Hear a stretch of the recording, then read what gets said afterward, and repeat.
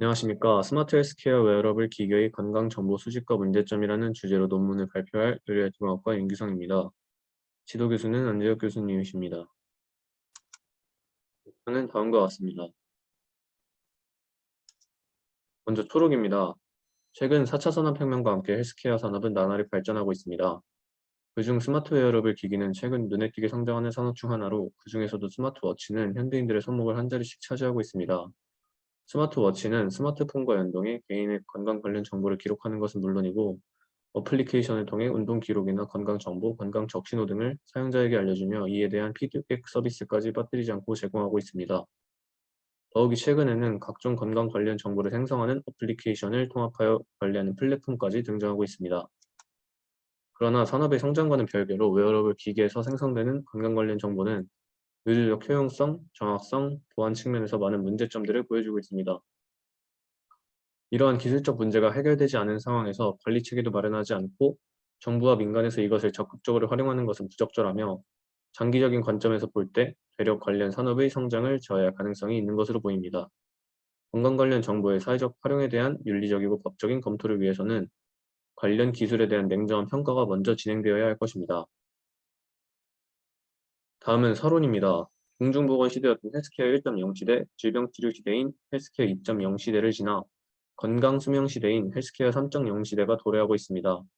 의학과 공학의 발전으로 자연스레 수명은 증가하였고, 웨어러블 디바이스를 이용한 개인의 건강 기록을 활용해 지속적인 헬스케어를 하고, 각 개인의 유전자 분석과 함께 빅데이터화된 개인 맞춤형 헬스케어를 하는 정밀 의료 시대가 다가오고 있으며, 전 세계적으로 애플워치나 갤럭시워치와 같은 스마트워치를 이 부는 것과 동시에 의료 빅데이터에 기반을 둔 건강관리 체계에 대한 관심이 높아짐에 따라 우리나라도 정부 차원에서 적극적으로 건강 관련 정보의 활용을 추진하고 있습니다. 이미 2015년 12월부터 국가중점 개방 데이터 공개라는 명목으로 개인의 진료 내역, 약품 처방, 건강검진 내역을 공개하였으며, 2016년 9월부터는 보건복지부, 국민건강보험공단, 건강보험심사평가원이 협력해 건강보험 빅데이터 활용 협의체를 만들어 데이터 분석 처리가 가능한 빅데이터 분석 센터를 본격 운영한다고 밝혔습니다. 이러한 보건의료 개방 시스템의 적극적인 움직임에 대해 일각에서는 개인의 건강 관련 정보의 유출에 대한 지적을 하며, 심지어는 정부의 정보 제공이 현행법 위반 소지가 있다고 주장하고 있습니다. 현행 개인정보보호법에 따르면 개인의 의료 질병 정보와 같은 민감 정보는 개인에게 별도의 동의를 얻거나 다른 법률의 명시적 근거가 없으면 목적 외 사용이나 제3자 제공이 금지되어 있기 때문에 개인정보보호법 위반 행위라는 것입니다. 하지만 비식별화라는 기술적 조치 이후의 정보 제공이기 때문에 현행법 위반 소지의 주장은 애매하게 흘러가고 있습니다. 건강 관련 정보는 보건의료 측면에서 중요한 자원이기도 하지만 개인의 삶에 영향을 줄 수 있는 정보이므로 다른 개인정보보다 더욱 신중히 다뤄질 필요가 있습니다. 의료기관에서 생성된 건강 관련 정보의 경우 개인정보보호법이나 의료법을 통해 관리할 수 있는 최소한의 관련 규제가 존재합니다. 또한 사회적으로도 관심을 받고 있으며 오히려 시급한 문제는 의료기관 밖에서 생성되는 건강 관련 정보 분야입니다. 수집과 이용이 빠르게 증가하고 있음에도 이에 대한 법적, 제도적 관리 방안에 대한 논의가 제대로 뒤따르지 못하고 있는 것입니다. 의료기관 외에서 생성된 건강 관련 정보 또한 개인의 건강 증진을 위해서 혹은 사회 전체의 보건의료 시스템의 측면에서 유용한 자원이라고 할 수 있습니다. 그러나 이와 관련해 개인정보 보안에 대한 문제가 이미 여러 차례 노출된 바 있음에도 민감한 정보라고 할 수 있는 개인의 건강 관련 정보를 민간 IT 기업의 자체적인 기준과 개인의 자율적 판단에 맡기고 있는 것이 현실입니다. 의료기관 외에서 생기는 건강 관련 정보의 산업적 측면의 활용 가치만을 강조하는 것이 아니라 사회적인 논의를 통해 제도적인 대책을 마련할 필요가 있습니다. 본 연구는 국내외 건강 관련 정보의 활용 실태와 건강 관련 정보 활용 시 발생할 수 있는 문제점, 건강 관련 정보에 대한 세계 각국의 제도 정비 상황 등을 조사하였습니다. 그리고 이를 바탕으로 건강 관련 정보와 법 제도 및 정책 개선 방향에 대해 다뤄볼 것입니다. 다음은 웨어러블 기기 분류 및 산업 현황 중 웨어러블 기기의 정의입니다. 웨어러블 기기란 소지하거나 몸에 부착하는 형태의 디지털 기기를 말합니다.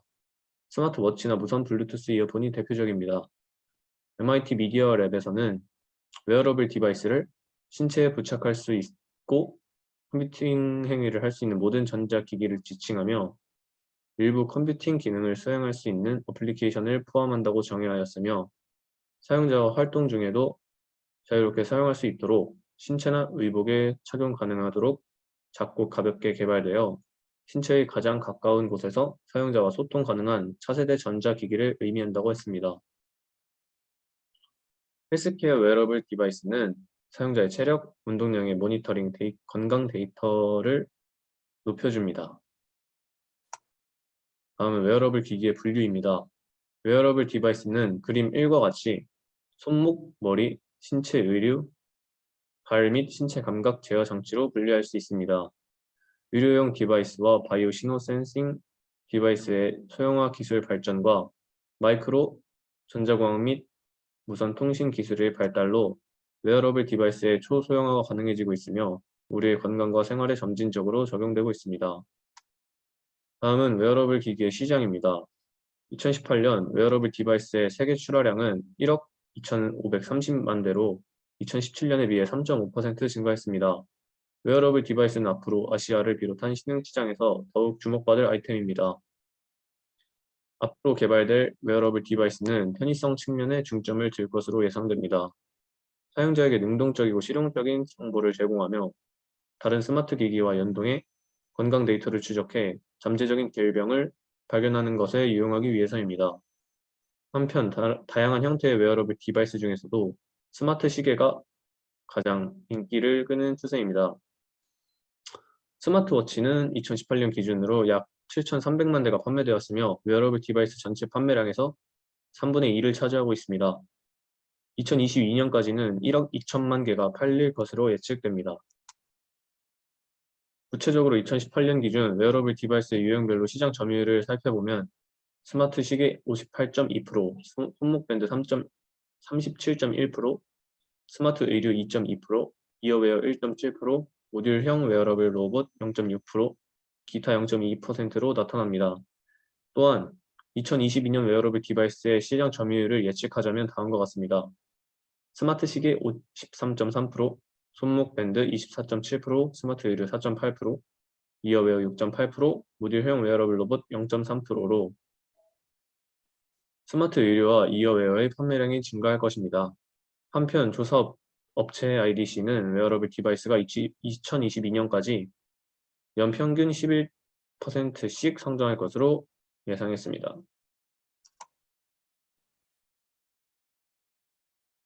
다음은 웨어러블 기기를 이용한 건강정보 수집 및 이용 현황입니다. 스마트폰에서 생성되는 건강 관련 정보는 대부분 스마트폰에 내장된 별도의 센서를 통해 이루어집니다. 2014년 출시된 스마트폰 삼성 갤럭시 S5는 심박수를 측정할 수 있는 별도의 센서를 부착해 스마트폰 최초로 건강 관련 정보를 수집할 수 있는 기능을 선보였습니다. 최근에는 스마트폰에 부착해 건강 관련 정보를 생성할 수 있는 웨어러블 기기도 출시되고 있습니다. 대표적으로 미국의 얼라이브 코어의 심전도 측정기를 들 수 있습니다. 이 제품은 스마트폰 케이스에 끼워 사용하는 형태로 양손을 패드에 대면 스마트폰에서 심전도 측정이 가능합니다. 의료기관에서 사용하는 심전도와는 확연한 차이가 있지만 심방세동 측정이 가능한 수준으로 이미 FDA 승인도 취득했습니다. 더하여 스마트폰과 웨어러블 기기를 통해 수집된 건강 관련 정보들에 대한 피드백을 어플리케이션을 통해 전송되며 건강 관련 어플리케이션들의 정보를 취합해 이를 통합적으로 관리하는 플랫폼까지 등장하는 추세인데 이러한 어플리케이션을 통합적으로 관리하는 플랫폼으로서는 애플사의 헬스킷이 선두에 서 있습니다. 2014년 6월 발표된 헬스킷은 다양한 어플리케이션과 웨어러블 기기를 통해 개인 건강 정보를 수집하고 사용자 건강 정보를 빅데이터로 축적하고 있습니다. 심전도 기능은 미국 병원과 공유해 질병 예측에 활용하고 우울증 등 정신건강 연구에 씁니다. 향후 건강 데이터를 개발자에게 개방해 헬스케어 버전 앱스토어를 구축할 계획을 하고 있습니다. 현재 헬스킷은 900여 개에 달하는 웨어러블 기기와 어플리케이션이 연동되어 70여 가지의 건강 관련 정보를 측정, 통합할 수 있습니다. 추가로 알파벳은 헬스케어 자회사 페일리, 노화 방지 연구 칼리코, 의료 AI 연구 마인드 헬스를 통해 질병 진단, 건강 정보 분석 등 연구 개발에 집중해 왔습니다. 지난해 인수한 핏빛의 건강 데이터가 날개를 달아줄 것으로 기대하고 있으며 최근 상업적 활용 우려가 커지자 핏빛에서 수집한 건강 데이터를 광고에 사용하지 않겠다고 선언했습니다. 마지막으로 아마존은 2018년 JP모건, 베크셔 해서웨이와 합작한 헬스케어 헤븐을 설립하고 온라인 약국 스타트업 퓨팩을 인수하는 등 투자 확대를 하는 중입니다. 다음은 건강정보의 수집 이용의 문제점과 피해 사례입니다. 가장 먼저 과장된 사례 제시입니다. 웨어러블 디바이스의 효용이 지나치게 과장된 사례를 말하며 그 유용성이 크지 않지만 과장된 효능을 제시하는 제품들이 적지 않게 존재합니다. 최근 2016년 9월 저명한 학술지인 자마에서도 임상시험 결과를 제시해 피트니스용 웨어러블 디바이스를 사용한 체중 감량에 대해 회의적인 입장을 제시한 바 있습니다. 하지만 이처럼 피트니스 수준에서 문제가 생긴다면 그나마 다행일 것입니다. 보다 의학적인 접근을 제시하고 있는 웨어러블 기기에도 의문이 제기되는 경우가 있습니다. 대표적인 기능인 심전도 측정 기능만 하더라도 의학적으로 효용성을 인정하기 어렵습니다. 웨어러블 디바이스를 염두에 둔 연구는 아니었지만 2012년 미국 예방의학 태스크포스는 저위험군 성인을 대상으로 검진 목적의 심전도를 시행할 필요가 없다고 권고한 바 있습니다. 실제 병이 없는데 검사에서 이상 소견이 발견되어 불필요한 검사를 받게 되는 등 과도한 선별 검사에 따른 해악이 발생할 수 있기 때문입니다. 이처럼 웨어러블 기기에서 생성된 건강 정보에 대한 현장의 시각은 산업계와 긍정적 시각과는 다릅니다. 게다가 소형화, 소비 전력 최소화 등 웨어러블 디바이스에 대한 회의적인 시각의 원인들을 없애기 위한 기술적 과제 또한 남아 있습니다. 사실 현재 많은 업체들이 웨어러블 디바이스 개발 경쟁에 뛰어들고 있긴 하지만 엄청난 혁신적인 기술의 개발이 이루어졌다고는 볼 수 없는 것입니다. 현 상황은 오히려 거품이 꺼지기 시작한 상황이라고 할 수 있으며 지금보다 내실 있는 내용을 통해 제도약을 준비하고 모색해야 하는 단계라고 보는 것이 냉정한 평가라고 할 수 있습니다. 두 번째는 웨어러블 디바이스들이 생산하는 건강 정보에 대한 정확성 문제입니다. 웨어러블 디바이스가 생산한 건강 정보에 대한 정확성을 신중하게 검토하지 않고 현재와 같이 활용성만 강조할 경우 다양한 문제들이 발생할 수 있습니다. 기본적인 정보인 체중이나 칼로리부터 시작해 특히 기기가 제공하는 심박수나 혈압, 혈당, 폐활량의 경우 작은 오차라도 건강관리에 상당한 문제를 초래할 수 있습니다. 실제로 최근 연구에서 전 세계적으로 유명한 웨어러블 디바이스 핏빛의 심박동 모니터기가 현저히 부정확하다는 결과가 나오기도 했습니다. CNBC 보도에 따르면 심장 박동을 측정하는 세계의 핏빛 제품을 대상으로 집단 소송을 진행하는 로펌인 리스케브레서가 위임받은 연구에서 이와 같이 나타났습니다. 43명의 건강한 성인의 심박동수를 측정하는 결과 핏빛 제품들이 격렬한 운동 등 1분에 20회 이상까지 심박동수를 정확히 계산하는 것에 실패했다는 것을 CSPU 연구팀이 발견한 것입니다. 심지어 어떤 한 구매자는 오렌지에서 심박수가 측정되는 경우를 보고하기도 했습니다. 애플워치에서도 비슷한 제보가 이어지고 있습니다. 애플워치를 차고 운동할 때 부정확한 심박동 측정 수치가 나온다는 것입니다. 애플 서포트 커뮤니티의 여러 사용자들이 큰 충격을 주는 운동을 할 때 부정확한 심박수가 측정되는 사례를 제시했습니다. 애플워치가 적용하고 있는 기술인 광혈류 측정기는 애초부터 근본적인 한계를 지적받아 왔습니다. 예를 들어 애플워치 출시 초기에는 문신을 한 사람의 손목에는 심박동을 측정할 수 없다는 사실이 드러나기도 했습니다.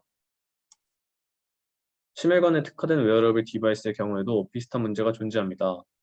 심장 관련 분야의 권위 학술지 서큘레이션의 2010년 논문에서 웨어러블 디바이스를 통한 부정맥 측정은 진단적 가치가 있는 부정맥이 시작되는 지점을 제대로 잡아낼 수 없으며 짧게 지나가는 부정맥은 쉽게 놓친다고 지적했습니다. 또한 부정맥 발생 시 어지러움으로 몸을 제대로 가누지 못하는 경우가 많은데 어지러움 발생 시 환자가 제대로 측정기를 작동시킬 수 있는지 의문이라고 지적했습니다. 실제 심전도 측정을 위한 부착형 웨어러블 디바이스 착용 환자의 4분의 1이 증상 발생 시 증상을 알리는 장치를 작동시키지 못했습니다. 당장은 아니지만 만약 이러한 웨어러블 디바이스가 생산한 건강정보가 공적으로 인정하는 정보가 될 경우 그 심각성은 더더욱 커집니다. 실제로 비만, 고혈압, 당뇨, 부정맥 등은 보험의 가입 및 보험료의 책정에 있어 중요하게 고려되는 문제이기 때문에 이는 사회적 문제로 다가올 수 있습니다. 이미 미국에서는 민간보험이긴 하지만 여러 제품에 대해 보험이 적용되고 있으며 현재 한국 정부도 시범 사업이긴 하지만 만성질환 관리에 웨어러블 디바이스를 사용하고 있는 만큼 이러한 문제에 대한 신중한 논의가 필요합니다. 세 번째로 웨어러블 기기가 생산하는 건강 정보에 대해 고려할 문제점은 바로 보안 문제입니다. 웨어러블 디바이스가 발전하면서 보안 위협에 대한 이슈가 떠오르고 있는데 가장 먼저 스마트 안경이 문제로 부상했습니다. 스마트 안경을 착용하고 바라본 장면은 타인과 공유될 수 있기 때문입니다. 또한 웨어러블 디바이스를 착용한 상태에서 모든 생활 또는 민감한 개인 기록 등이 기기에 저장되어 해킹 피해가 발생할 가능성도 존재합니다. 실제 건강 정보를 생산하는 웨어러블 디바이스 업체는 합법적으로건 비합법적으로건 기술상으로는 손쉽게 사용자의 건강 정보를 수집, 저장할 수 있습니다. 점차 웨어러블 기기의 통신망을 이용한 애플리케이션 활용도가 증가하면서 해킹 위험성은 더욱이 커지고 있습니다. 앞서 살펴보았듯 단순히 기기 안에서 건강 정보를 생성하는 것에 그치지 않고 이 정보를 수집하고 처리하는 보다 발전된 애플리케이션을 만드는 작업으로 이어지고 있으며 이러한 애플리케이션은 다시 애플사의 헬스kit과 같은 플랫폼으로 추적되고 있습니다. 그리고 그에 따른 보안 문제도 커질 수밖에 없을 것입니다. 다음은 결론입니다. 건강 정보를 수집 이용하는 제품들은 빠르게 발전하고 있는 것에 반해 보안과 관련된 제도적 장치가 뒷받침되지 못하고 있다는 문제에 대한 의식이 확산되면서 미국, 영국, 네덜란드 등에서는 시민단체를 중심으로 웨어러블 기기의 개인정보 유출과 프라이버시 침해를 우려해 웨어러블 디바이스 출시를 반대하는 운동이 발발했습니다. 이러한 분위기 속에서 미국의 경우 2013년 웨어러블 기기의 안정성을 제고하는 웨어러블 디바이스 가이드라인을 공포하기도 했습니다. 이로 인해 애플리케이션의 기능이 소비자의 건강을 위협하거나 안전에 영향을 가하는 경우 FDA로부터 의료기기에 준하는 규제를 받아야 한다는 조치가 취해졌습니다. 하지만 이 조치 역시 기준 적용의 엄격함에 있어 많은 논란을 낳았습니다. 현재 한국은 사실상 원격 의료의 준비 단계라고 할 수 있는 만성질환 관리 시범 사업에 웨어러블 디바이스를 사용하는 등 정부 차원에서 적극적인 실용화를 추진하는 상황입니다. 그렇기 때문에 더욱이 앞서 지적한 문제점들에 대해 심각히 고려해야 할 시점이라고 사료됩니다. 아울러 미국 시장에서는 건강정보를 수집 이용하는 여러 웨어러블 디바이스 제품들이 차츰 보험 적용을 받고 있는 상황으로 나아가는 점을 주시할 필요가 있어 보입니다. 이는 전 국민 건강보험이 완비되지 않은 미국의 상황에서 민간 보험 회사들의 경쟁이 낳은 결과일 수도 있겠지만 이러한 흐름은 국제적으로 영향을 끼쳐 한국에서도 민간 보험 회사를 중심으로 하는 보험 적용이 시도될 수도 있습니다. 그러나 몇몇 주요 민간 보험회사가 주요 IT 기업은 물론이고 주요 의료기관까지 소유한 대기업 계열사인 한국의 특수성을 고려하자면 건강정보는 미국보다 훨씬 심각하고 복잡한 문제를 안고 있다고 생각합니다. 따라서 단순히 산업적 전망만을 쫓는 것이 아니라 정부 차원에서 한국의 특수성을 고려해 위에 언급한 효용성, 정확성, 보안의 문제에 대해 신중한 고민을 필요할 것으로 생각됩니다. 다음은 참고 문헌입니다. 이상으로 발표를 마치겠습니다. 감사합니다.